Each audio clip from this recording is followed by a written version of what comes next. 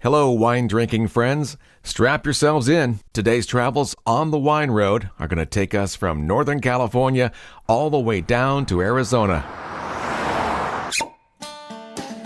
Eventually, there was a break in the mesquite trees, and I could see vines like through the mesquite. I was like, oh my gosh, I would have never found this if I hadn't known to go looking for it. My guest today is Lisa Strid of Aridus Wine Company in southeastern Arizona, about an hour east of Tucson. Back in June, I heard from PR and marketing maven Julianne Codmer, wondering if I would cover an Arizona winery. Little did she know I spent decades there. I also knew I'd be going back to visit family in July. So I accepted her invitation and the interview was set.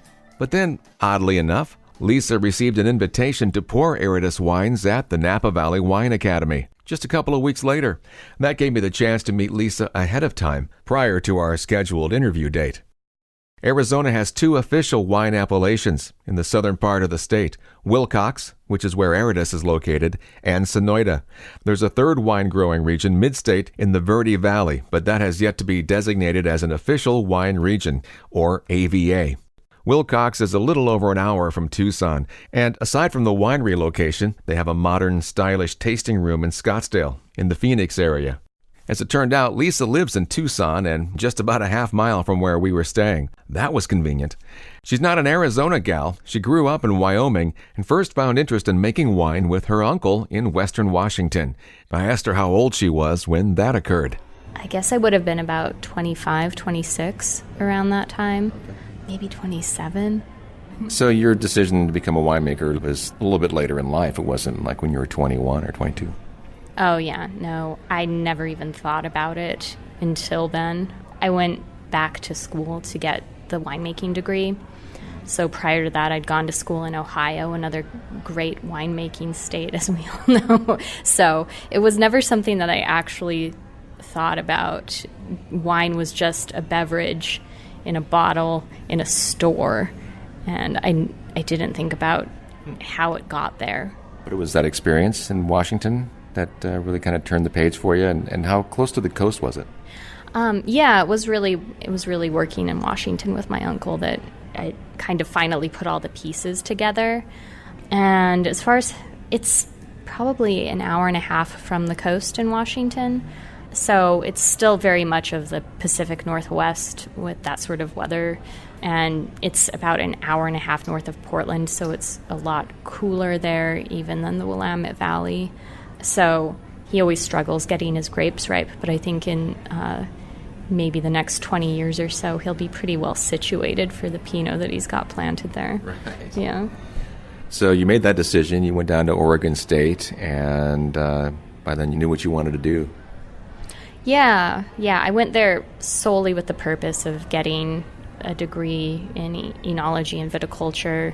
And when I went down to tour and, chat with the professors, they said they had a 100% job placement rate. So I said to myself, well, yeah, that sounds like perfect. I'll go through, get a degree, and then jump right into the industry. Yeah. And you had an internship in Dundee Hills, which is a very respected wine-growing region in Oregon. Yeah, it was a really interesting internship because the winery that I was at, Alexana Winery, had previously, all of their production had been made at Lynn Penner-Ash's facility. She's their consulting winemaker, head winemaker. So they had just finished building this winery, really beautiful, state-of-the-art, and one of my first tasks at that winery was just going through and putting the glycol fittings on everything. They had literally just finished construction. I remember sweeping up concrete dust and wood shavings, and so it was ready just in time for harvest. Huh. Yeah. You mentioned the placement program. So that next job that or the first job that you got, was that part of the placement program? No. They really understand at Oregon State that in order to go on and get more jobs in the wine industry, it's important to have some experience under your belt. So they built into my schedule a semester where I do an internship. So that was the experience then? Mm-hmm, yeah. And they have a really good relationship with E&J Gallo Winery, in particular the research branches. Because Oregon State emphasizes really heavily organic chemistry and a lot of the scientific underpinnings of winemaking. So every year, E&J Gallo tends to hire a fair number of folks from Oregon State. That's what I was wondering when you said the placement program, because I was curious as to why, if you had Washington and Oregon in your background, you would choose to go to E&J Gallo. But what an interesting job you had there. Yeah. Well, I always knew that I wanted to see and learn as broadly as I could within the wine industry. So going from a small boutique winery to the largest winery in the world really didn't seem like too big of a jump for me, because I knew I wanted something completely different. When I was at E&J Gallo, I worked both in specialty wine and with process technology. So in process technology, that was really research-driven. So looking at ways that we could adjust the process of making wine, and also there was a lot of equipment trials, so working with wine technology in order to optimize it and see what different things we could achieve by really pushing the limits of technology that was available to the wine industry. And then in the specialty winemaking team, we were responsible for sparkling wines and flavored beverages. So I spent a good chunk of time making Boone's Farm and Bartles and James, the things that everyone thinks back to high school about. Yeah. So, it was fun. It was really technical and really strange, and just the process of getting that into a bottle is something that most people don't even really think about when they think about winemaking, but it was a really interesting job to have. Do they still distribute Boone's Farm and Bartles and James? Because I thought they pulled both of those. No, you can still find them. You just have to look for them. You have to look at the bottom of the shelf. Now, I'm not surprised about Boone's Farm, but I thought Bartles and James was long gone. No, they still make it. You really do just have to look for it. It's got different packaging than the old style, but it's still the same shape of bottles and everything.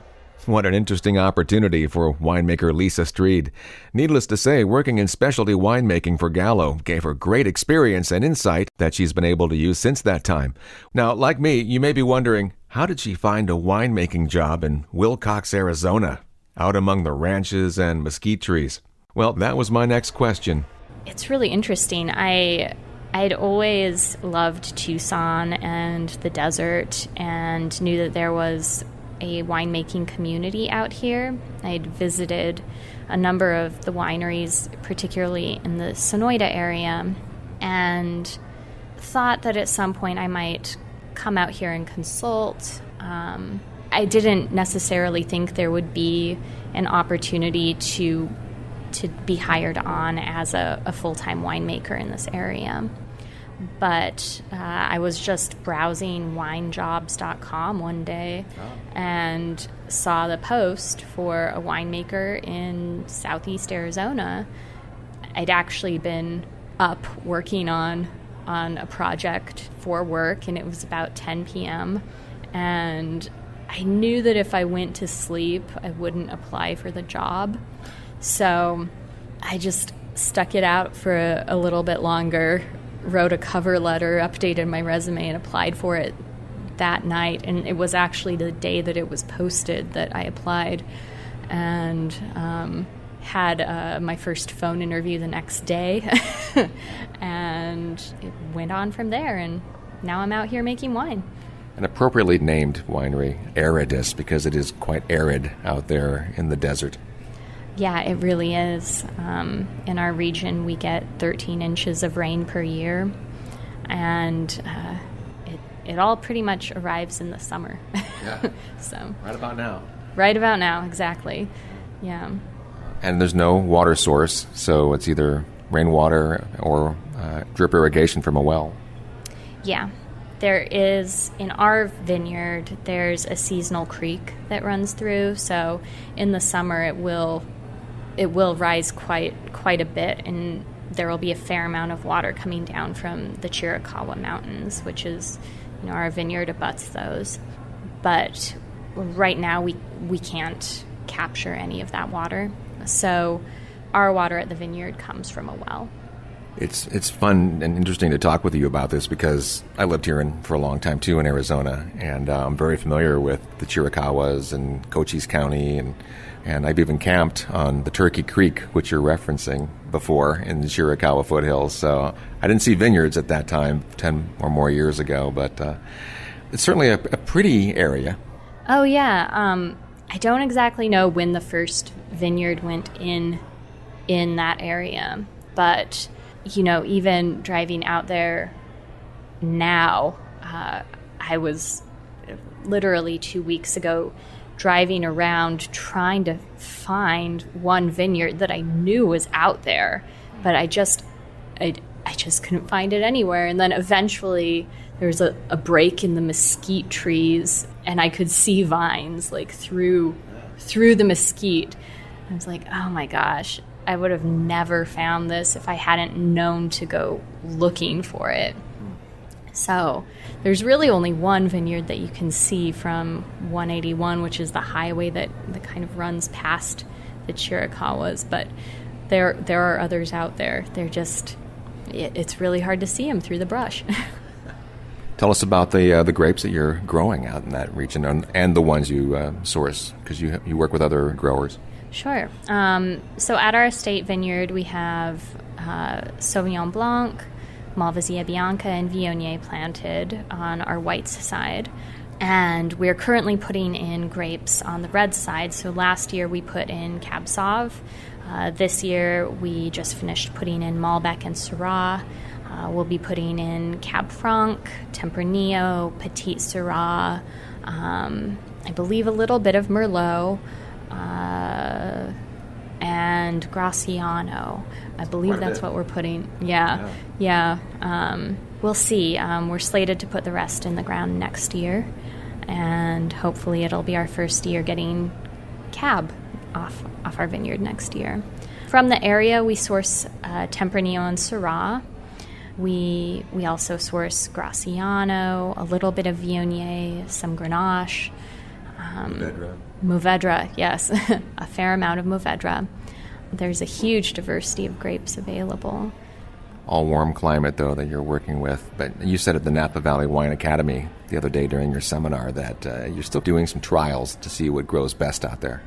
Absolutely, yeah. I don't think anybody has really nailed down what they want to, hang their hats on or make their flagship grape. A fair number of folks are really excited about Picpoul Blanc, but you tend to see a fair number of Southern Rhone varieties, and Italian varieties are starting to catch on. So we'll see. It's an exciting time to be growing and making wine here.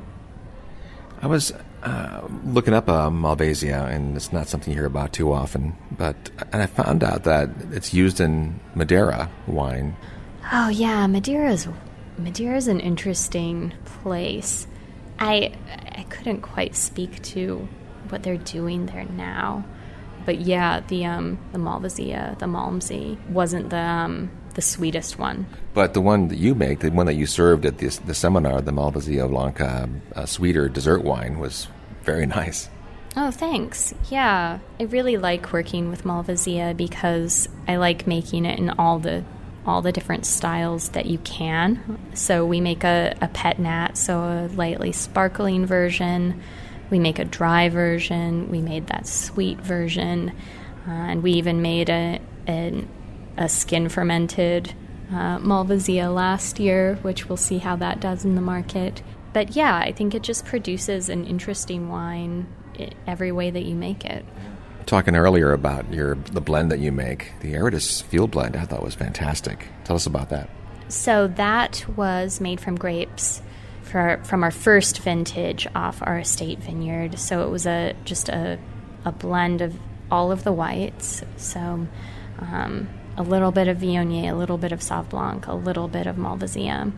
And we brought them all in slightly early so that we'd preserve the natural acidity in the grapes and also produce a wine with lower alcohol.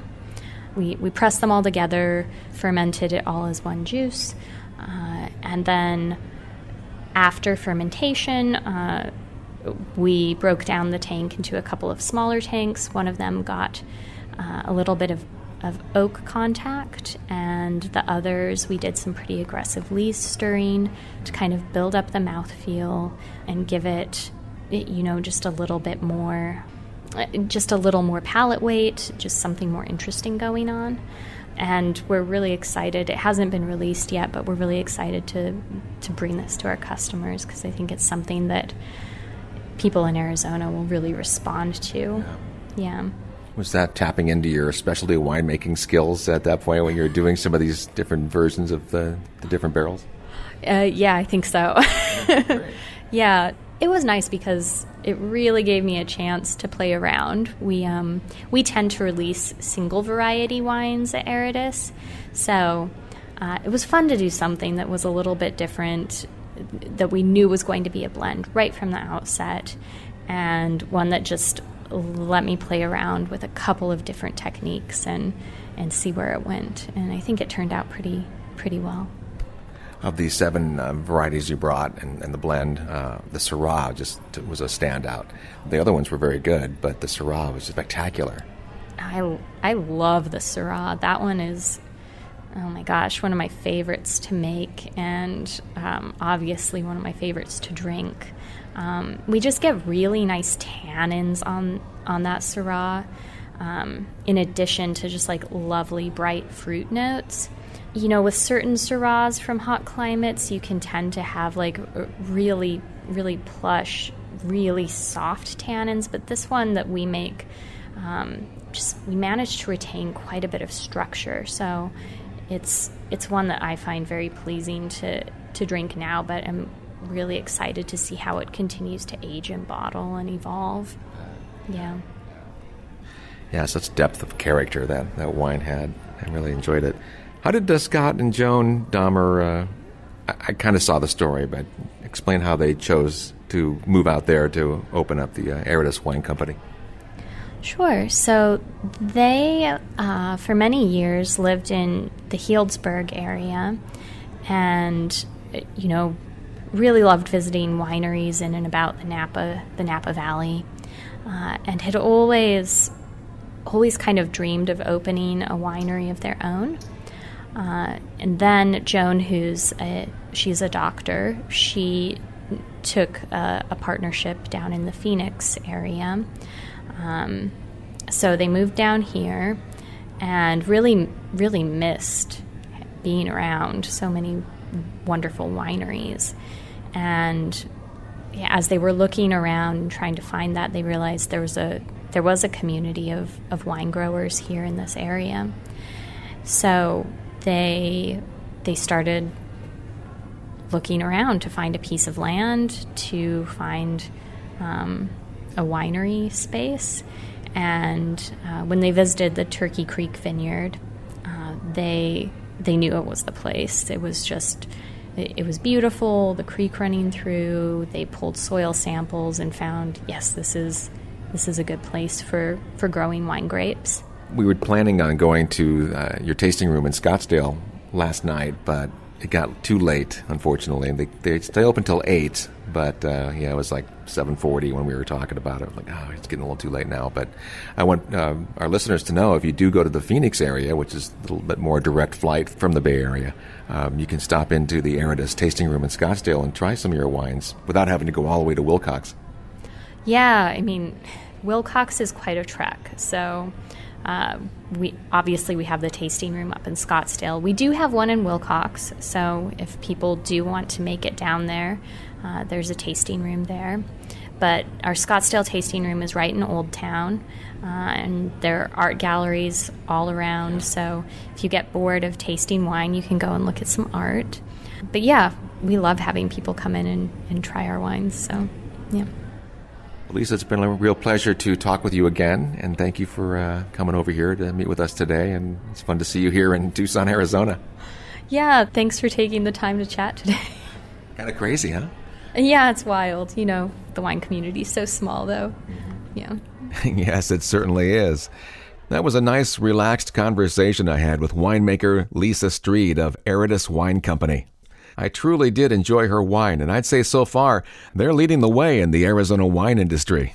Take a look at the great variety of wine she makes on their website, ariduswineco.com. The standouts are Malvasia Bianca, the Mourvedre, Syrah, and Vintners Reserve Red Blend. You'll also see they've picked up awards from New York's Finger Lakes region to the Pacific Rim International Wine Competition, and their Merlot, Viognier, and Chardonnay won awards at last year's San Francisco Chronicle competition. They're doing something right. Keep up the great work, Lisa. And owners Scott and Joan Dahmer. Say, if you'd like to keep on top of what's happening in the wine industry, maybe hear some outtakes and learn about other wine topics that I don't cover on my show or podcast, I'd love to have you join my wine community on Patreon. Take a look and see if it's something that appeals to you.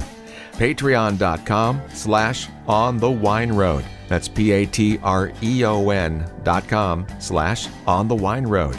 Also, my past interviews, interesting wine trivia, and more are available at onthewineroad.com. Thanks for joining me today, and I'll see you out there on the wine road.